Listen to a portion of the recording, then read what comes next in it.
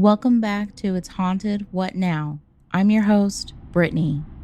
I'm filling in for Lanie while she's out on maternity leave. I'm an editor and researcher for her other podcast, but I'm so excited to be working on It's Haunted, What Now? I'm a big fan. We're well past the halfway to Halloween point of the year, and I don't know about you, but I'm starting to keep an eye out for those upcoming spooky specials in all areas pretty soon. Summer is lovely, don't get me wrong, but Halloween is a state of mind, one that we absolutely embrace here on the It's Haunted What Now team. And speaking of that scary state of mind, we've got quite the collection of stories for you today that will really get you into that mindset. Okay. Ready to get spooked?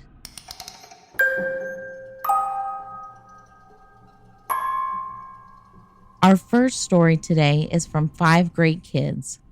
They come to us today with a terrifying vision they experienced when they were younger, one that they surely won't be forgetting anytime soon.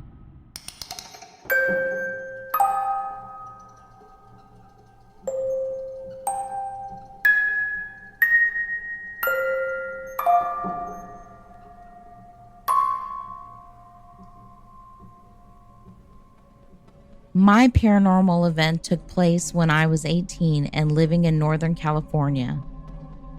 It was around 10 p.m. and everyone had just gone to bed. I was sitting at the dining room table, turned away from the window that faced the street. I decided to stay up a bit late in order to curl my hair. As I was brushing my hair out in the mirror in front of me, I started to hear tapping on the glass window behind me, like someone was tapping on it with their fingernail. I wasn't sure what was going on, so I stopped to listen. Fear started to creep into my thoughts. I kept repeating to myself, "Don't look into the mirror. Don't look into the mirror." I sat paralyzed with fear, not sure what to do. I knew whatever it wasn't going to be good. I knew someone or something was trying to get my attention. I instinctively knew that if I looked into the mirror, I was going to be horrified by what I saw. I wasn't able to move or call out to my parents. I just sat like that for a while. The tapping continued. Tap. Tap, tap. Whatever it was, I knew it was trying to get my attention. Eventually, curiosity got the best of me. I looked into the mirror and saw what I can only describe as the devil. Deep, red, fleshy face, green eyes, horns. For a quick second, we locked eyes. I quickly reacted by screaming and jumping out of the chair. Everything went flying across the room. I ran to my parents' bedroom where I found a closed door. And if you grew up in the 70s, you know you don't dare barge into your parents' room when the door is closed. I proceeded to bang on the door, screaming for them to open it. At that point, everyone heard my screams and came running out of their rooms to see what was going on. I stood there, shaking and crying, telling them that I'd seen the devil. My dad grabbed a bat and ran out the front door. I waited in the house with the rest of the family. 10 minutes later, my dad returned, unable to find anything outside. I was hysterical. There was no way to calm me down. My dad finally gave me a shot of tequila, and it seemed to help. After my younger siblings went to bed, I told my parents the full story of what had happened.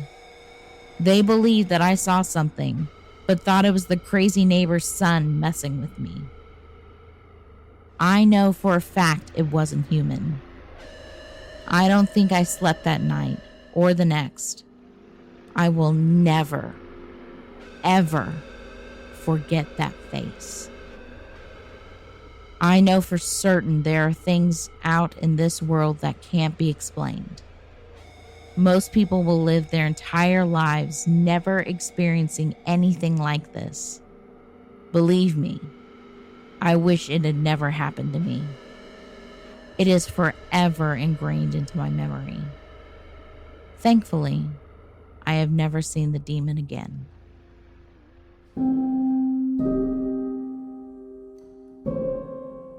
To me, this seems like one of those core fears that we all seem to share. Looking at our reflection in a mirror and seeing something that isn't our own familiar face looking back. I don't know what I would have done in this situation, but honestly, screaming and running away seems like a very good place to start. Our next story comes from Mary H. She brings us the story of an uneasy presence in her father's home, one that remains unexplained to this day.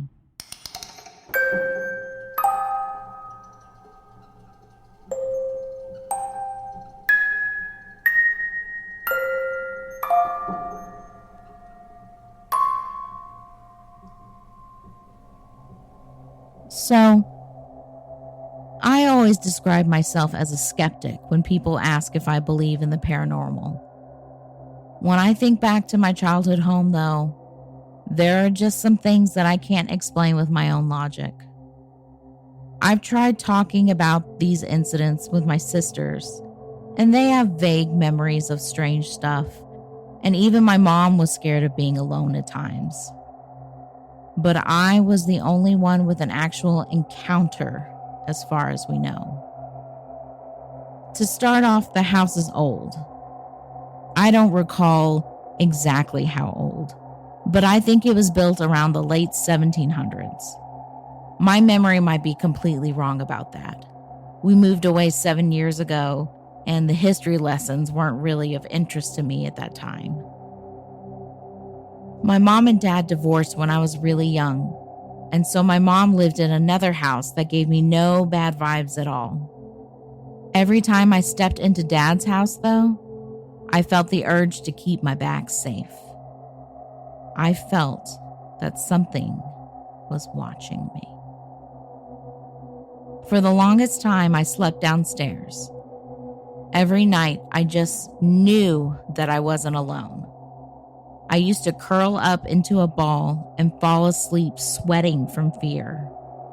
Some mornings, I would wake up completely soaked from sweating so much, and I would tell myself to pretend to sleep so that they wouldn't hurt me.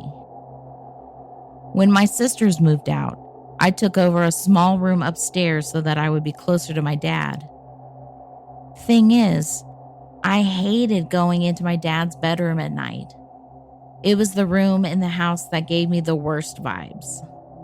The room had a wardrobe that took up an entire wall, complete with sliding mirrored doors. I don't know why, but that wall of mirrors made me so uncomfortable. I admit that all of these could just be the instincts and fears of a scared child who was afraid of the dark and of being alone. But there was an incident that still to this day makes me question my own logic. The small bedroom I'd moved into was right next to the stairs. Usually, I'd spend my time up there playing with Legos until my dad called me downstairs for dinner. This particular day, I was sitting there playing when I suddenly heard my door handle make a sound. At first, I thought it might be my dad, but it was so weird. Suddenly, the handle moved down, and then even slower went back up again, and the door didn't open. I was confused until I realized I hadn't heard the creak of the stairs before the handle moved, and I knew that my dad was downstairs getting some work done in his hobby room, fixing electronics until dinner time. After a moment of shocked silence, I called out for him. No answer. I thought that maybe he was pranking me, but he never had the time or energy to do so that didn't make sense either. I waited for a while, then mustered up the courage to open up the door. Nothing. The silence made it all even scarier. I ran downstairs to my dad and asked him if he had pranked me or gone up to my room and then somehow changed his mind and went downstairs again. He seemed surprised at the question, and he told me that no, he hadn't. I told him what had happened, but he didn't quite believe me. He blamed it on the doors being old and the cold weather making the wood in the doors somehow move the handle. I don't know.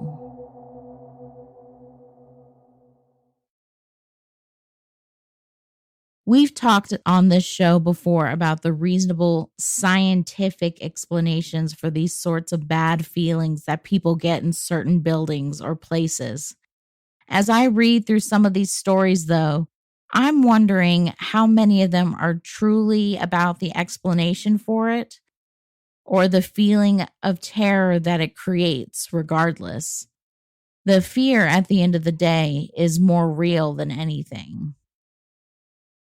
Our next story comes from Rare Experience 3312 with a story that both is and isn't their own.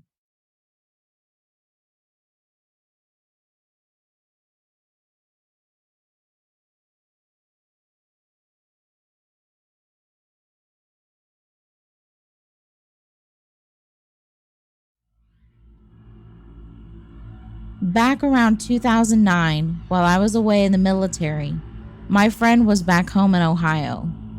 One day, he told me a story about how for the past few nights, he'd seen me walking down the street. The first day, he attempted to holler at me through the window. Apparently, I ignored him and disappeared off into the shadows. The second day, same thing. He saw me walking down the street, and that time he tossed something at me to get my attention. The object, a plastic bone, hit me. He saw me stop, bend down to grab what he had thrown at me, and once again disappear into the shadows. The third day, when he woke up in the morning, the plastic bone he'd thrown at me was back in his bedroom.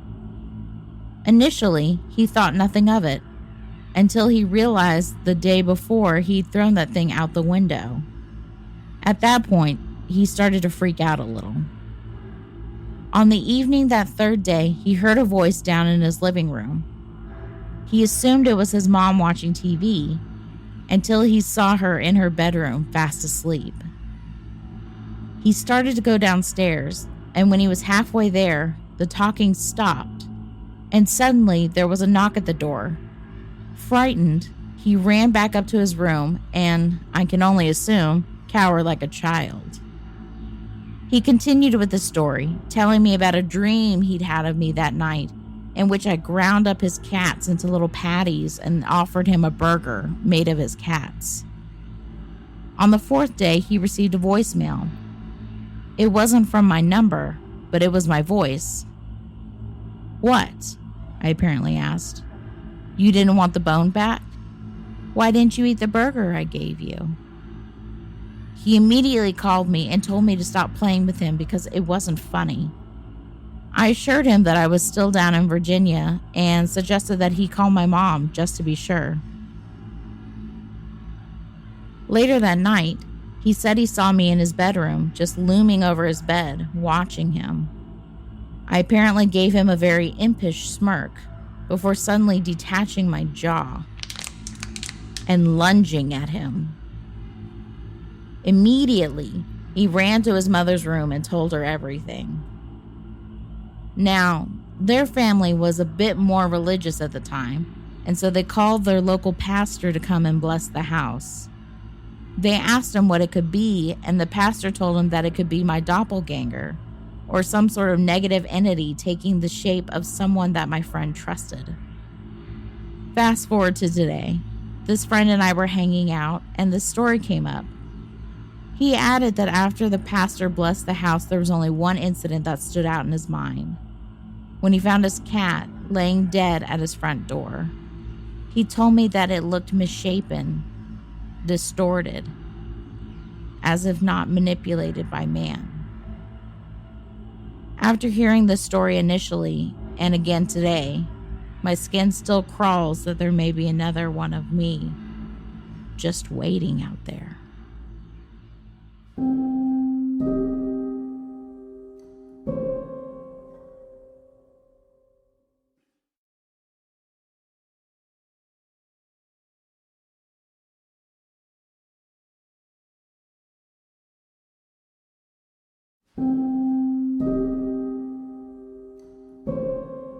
I remember reading a theory once that eventually there will be enough people in the world that everyone will have at least one doppelganger out there, and that very rarely will these two people ever meet. Thinking about it is one thing. To have one confronted in your own life, I'm not sure I'd be able to cope. Our next story comes from 96 Aquarius. They have a story for us about a series of strange occurrences that seem to be attached not to a house, but to their boyfriend's family.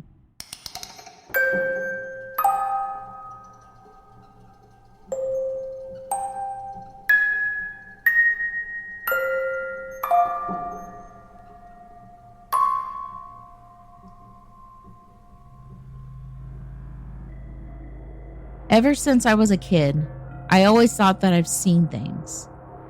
Ghosts through the patio doors, or something lurking at the top of the stairs. Every night when I went to sleep, I would stare at the TV at the foot of my bed. In the reflection of the TV, I saw a man standing in the doorway. He was there every night. When my sister moved out, I saw shadows on the wall in the shape of a figure in the same place every night. I used to stare at the outlines of other objects in the room, trying to make sense of the occurrence. I could never find out what caused the shadows. I used to see things in my teens. I swore that the same shadowy figure passed my bedroom every day. My grandma died in the house, and I just told myself that it was her. I stopped seeing as many things when my Nana died. I waited to see her, to feel some form of her, and I got nothing for years. 2 years after my Nana died, I was washing pots in the kitchen. When I finished, I turned around, and clear as day, she was sitting in a chair watching me. I screamed, looked the other way, and told her to never do it again. I didn't see anything for years. This leads me to what followed. I met my boyfriend 9 years ago. He lived with his parents, his 3 sisters, and one of their partners. They lived in a large 5-bedroom house. Every person that lived in that house had some form of creepy experience. My boyfriend was 17 and I was 16. 2 of his sisters were in their 20s, and the 3rd sister was just a toddler. They had a lot going on at the time, and their family was going through a bit of a rough patch. I only mention this because I've heard that negative things can attach themselves to people when they're going through a bad time. The house was old and dark, and the staircase always gave me the creeps. It was a narrow staircase that led to a small landing where the stairs turned.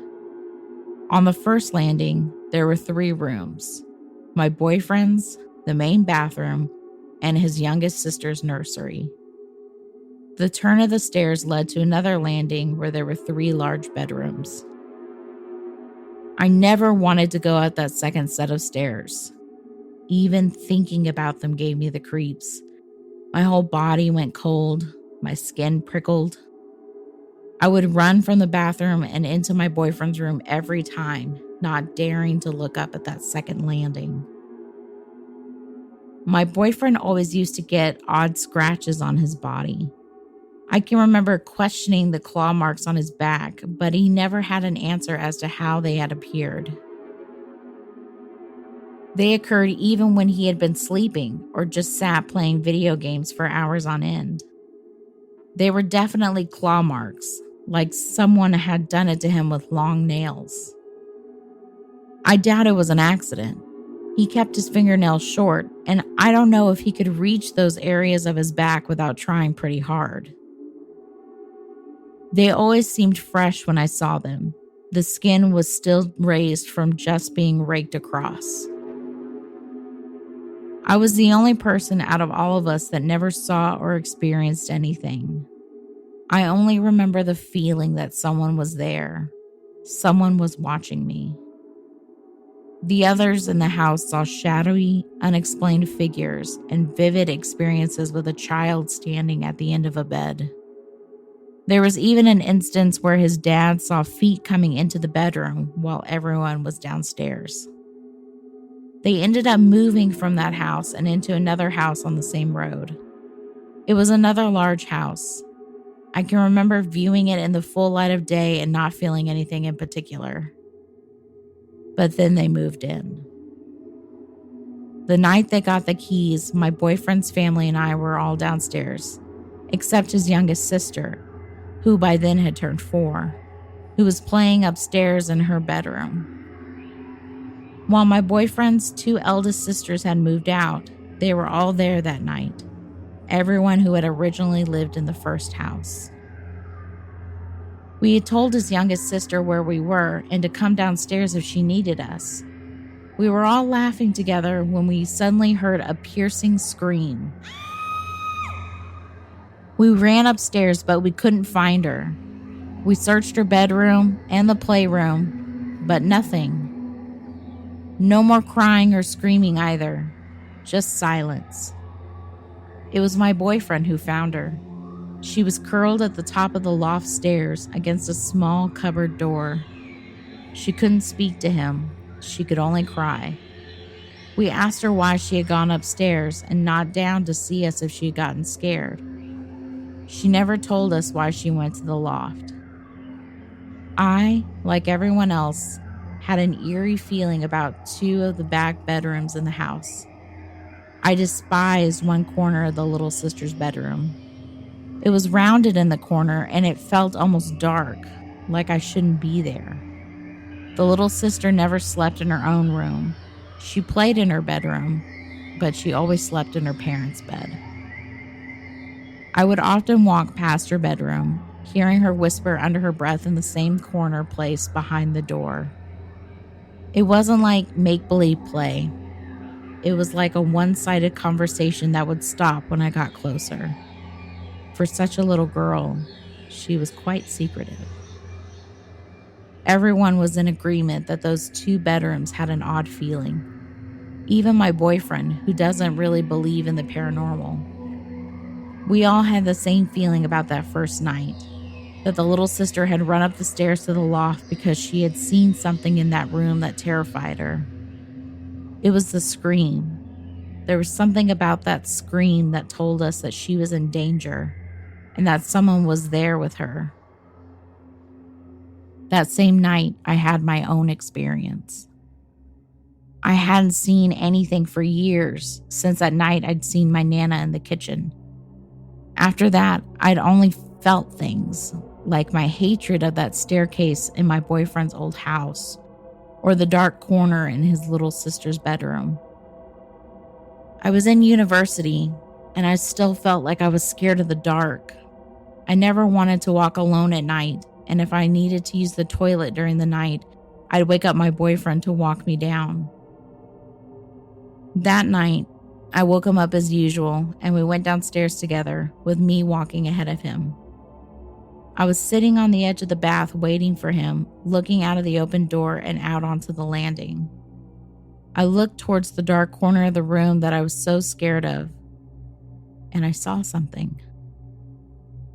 I always doubted myself and my experiences, telling myself that I was always young, making shadows coming from objects, or the way that the light streamed in the room. So in that moment, I stared at the corner of the landing, trying to find a reason for what I was seeing. I stared, waiting for the shadowy figure to merge itself into a coat hanging from a hook, or to disappear and melt into the wall. It didn't fade like I had expected. The longer I stared, the more apparent the figure became. A dark, looming shadow that felt like it was staring at me from the corner. I ran towards my boyfriend, my eyes firmly closed. I had to walk past a place that I was so certain I had seen something watching me just to get back into bed. As I walked by, there was nothing there, no coat, no object, nothing that could create that figure. I didn't see anything else. I was scared. As time passed, I still felt like I was being watched. Doors would open. That tiny cupboard at the top of the stairs was often open in the morning where it hadn't been the night before. They moved from that house after about 2 years.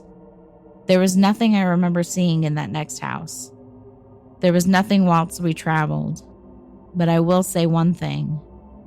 When we talk about what happened in those houses with my boyfriend present, you can bet that there would be scratches on his body afterwards that weren't there before. I used to be scared that there was something there, following him, somehow attached to him, and coming out when it was spoken about. We traveled for a year before moving into my childhood home, the place where I'd seen all those shadowy figures when I was little. One night, I awoke when my boyfriend was downstairs playing games to see a large, shadowy figure looming over the edge of the bed, watching me sleep. Sometimes, I think it's still there. I can see it out of the corner of my eye, something that never happened when I was growing up. It feels like the figures are getting closer. When I told my parents, they said it could be a family member watching over me and not to be scared. But I don't get the best feeling from the shadowy figure that watches me sleep. Would I even know if it was a family member or something else?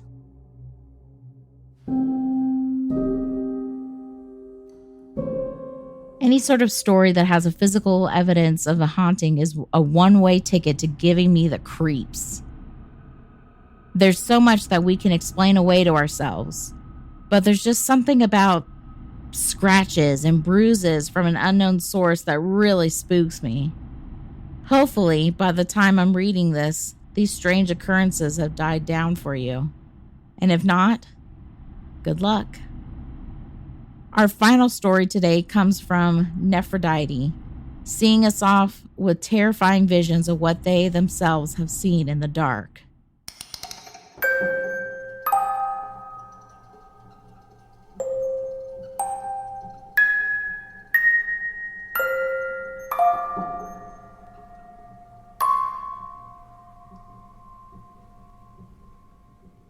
I first saw them just before I began middle school. Ironically, this was almost my most vivid recollection of them. It was on my way to my aunt's house rather late at night. I remember looking out the window when I saw a black, wolf-like figure bounding across the top of a warehouse before falling off. I was so shocked and amazed, I even turned to look where it fell before the warehouse left my vision. Later on that same night, I was in my cousin's room playing Minecraft when, once again, I saw this wolfish figure run across my vision. It was made of blocks like everything else in the game, and I remember watching it go quickly across a segment of ice like a blur before leaving the screen. I asked my cousins if they had seen it too, and they hadn't. I also remember that same night, sitting on a folding chair and looking towards the entrance to the bedroom. Near the door was a strange creature. It vaguely looked like a weasel, inky black and standing on its hind legs staring at me. It wasn't until I blinked that it vanished, and to this day, it's the most vivid shadow I've seen. From there, I would be going through my days seeing these little shadows poking through the corners of my vision. It didn't matter if I was tired or when it was dark, they would still reveal themselves towards me. Around my freshman year, they increased in frequency following the decline of my mental health. They would pop up so unexpectedly, startling me and making me uneasy. It wasn't until I was prescribed certain medication did it seem they all but vanished, to never be seen again. I know my therapist, family, and doctors tell me it was because of the mental illness that I saw these shadows and that the medication helped create the imbalance.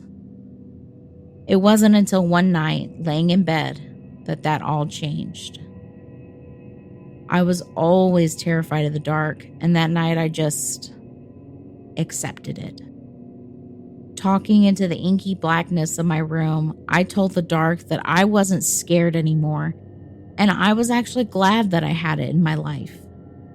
Even though it scared me, I grew to enjoy the solace and peace that it brought me at times. Ever since then, I've noticed that when my medication doesn't help, those little shadows will reappear in the corners of my vision. They disappear just as quickly as soon as I look towards them. But now, seeing them makes me feel safe and calm. I know there isn't really any way of proving all this. It's all from almost a decade of seeing them. But it also concerns me. I'm not sure if it's from my head or if it's actually real.